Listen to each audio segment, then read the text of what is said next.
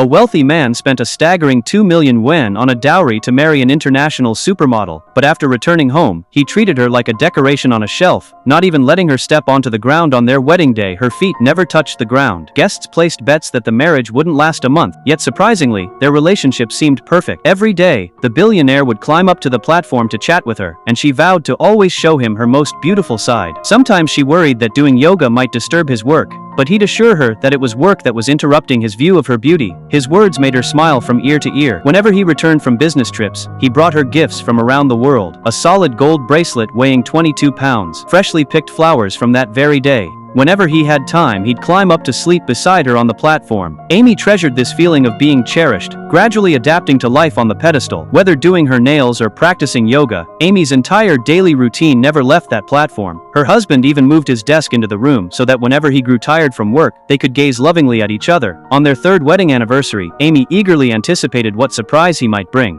but he only blew her a quick kiss before rushing off on another business trip. The housekeeper was surprised there was no gift, but Amy quickly explained that a blown kiss was worth more than pearls. Yet her restless hands betrayed her disappointment. Amy thought perhaps her makeup didn't please him that day, so she put on his favorite dress. But this time, he didn't even glance at her, walking straight to his work. When she tried to make conversation, she received only a dismissive response. Determined, she began singing his favorite song, only to be told to keep quiet. Amy felt crushed, but held back her tears, afraid of ruining her makeup. The next day, Amy dressed even more carefully, wearing her most expensive gown, hoping he'd look at her. Instead, claiming the sun's glare was blocking his screen, he had the housekeeper turn his desk around, leaving him with his back to Amy. When she angrily demanded an explanation, he calmly replied that facing the window meant better air quality, otherwise, the exhausting work would take a toll on his health. Amy swallowed her hurt, telling herself to be more understanding. But when she looked closer at his screen, she discovered he wasn't working at all. He was chatting with another woman. This time, Amy didn't speak. She let tears stream down her face, not caring if her makeup ran, because her husband no longer has her in his heart. 3 years flew by. Amy continued to dress herself meticulously,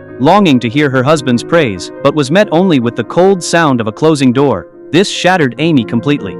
She removed one of her high heels, telling it they should leave.